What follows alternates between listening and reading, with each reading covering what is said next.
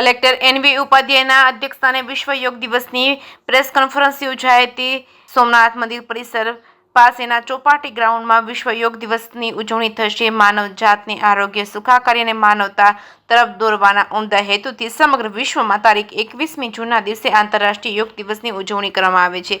વિશ્વ યોગ દિવસની ઉજવણીના સંદર્ભમાં વેરાવળ પ્રાંત ઓફિસ ખાતે કલેક્ટર એનવી ઉપાધ્યાયના અધ્યક્ષસ્થાને એક પ્રેસ કોન્ફરન્સનું આયોજન કરવામાં આવ્યું હતું। આ પ્રેસ કોન્ફરન્સમાં સંબોધન કરતા કલેક્ટરે વિશ્વ યોગ દિવસની ઉજવણી નિમિત્તે વહીવટીતંત્ર દ્વારા યોગ દિવસની ઉજવણી સંદર્ભે તંત્ર દ્વારા કરવામાં આવેલ વ્યવસ્થાઓ વિશે ઇલેક્ટ્રોનિક પ્રિન્ટ માધ્યમોના પત્રકારોને અવગત કરાયા હતા। કલેક્ટરે જણાવ્યું હતું કે પ્રથમ જ્યોતિર્લિંગ સોમનાથ મહાદેવનું આ સ્થળ આઇકોનિક પ્લેસ છે અને 21મી જૂનના રોજ ગુજરાત રાજ્ય સંસ્કૃત બોર્ડના ચેરમેન હેમાજય પાલીવાલની પ્રેરક ઉપસ્થિતિમાં સોમનાથ મંદિર પરિસર પાસે ચોપાટી ગ્રાઉન્ડ ખાતે વિશ્વ યોગ દિવસની ઉજવણી કરવામાં આવશે।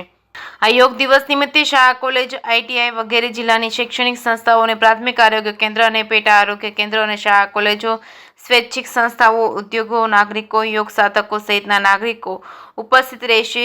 આંતરરાષ્ટ્રીય યોગ દિવસની 2025ની જિલ્લા કક્ષાની ઉજવણી સાથે તાલુકા કક્ષાએ પણ યોગ દિવસની ઉજવણી કરવામાં આવશે। જિલ્લામાં, તાલુકા મથક ઉપર અને નગરપાલિકા કક્ષાએ આ સમાંતર કાર્યક્રમ યોજાશે। કાર્યક્રમમાં ગુજરાત રાજ્ય યોગ બોર્ડના માસ્ટર યોગ ટ્રેનરો યોગ અભ્યાસ કરાવશે। સમગ્ર જિલ્લામાંથી આશરે 2 કલાક લોકો યોગ અભ્યાસ કરશે એમ જણાવ્યું હતું। જે કે સિંહ ગુજરાતી સાથે મહેશ વાજા, સોમનાથ। યુનાઇટેડ નેશન દ્વારા 21 જૂનને આંતરરાષ્ટ્રીય યોગ દિવસ તરીકે જાહેર કરવામાં આવ્યો છે અને આ 11મો યોગ દિવસ આ 21 જૂને આપણે ઉજવવા જઈ રહ્યા છીએ। ત્યારે ગીર સોમનાથ જિલ્લામાં પણ વિવિધ સ્તરે યોગાભ્યાસના કાર્યક્રમો આપણે કરવાના છીએ।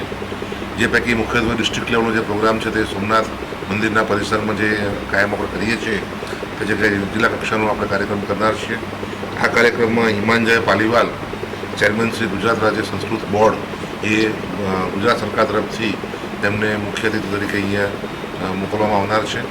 આ ઉપરાંત આપણા માન્ય સાંસદશ્રી, તમામ માન્ય ઓલ ધારાસભ્યો, ચારેચારશ્રી, આપણા જિલ્લા પંચાયત પ્રમુખશ્રી, નગરપાલિકાના પ્રમુખશ્રી, આ તમામ લોકો આ કાર્યક્રમમાં ઉપસ્થિત રહીને યોગાભ્યાસ કરનાર છે।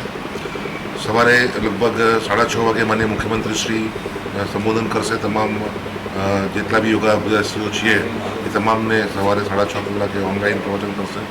ત્યારબાદ 6:40 માન્ય વડાપ્રધાનશ્રી પણ તમામ લોકોને સંબોધિત કરશે અને 7 કલાકથી લઈને 7:45 કલાક જે ટ્રેન ઇન્સ્ટ્રક્ટર્સ છે એમની આગેવાની હેઠળ વિવિધ જગ્યાએ આપણે યોગાભ્યાસ કરનાર છીએ। તાલુકા કક્ષાએ પણ તાલુકા લેવલનો પણ યોગાભ્યાસ કાર્યક્રમ 6 તાલુકામાં કરનાર છે।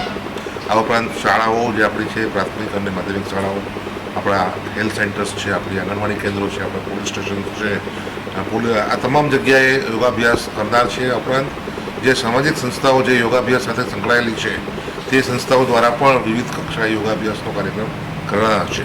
એટલે આમ કુલ આપણને અપેક્ષા છે કે 2 લાખ ઉપરાંત લોકો ગીર સોમનાથ જિલ્લાના આ યોગાભ્યાસમાં ભાગ લેશે અને હાલમાં પણ અલગ અલગ સ્કૂલોમાં યોગ નિદર્શનનું કામકાજ અત્યારે ચાલી રહ્યા છે।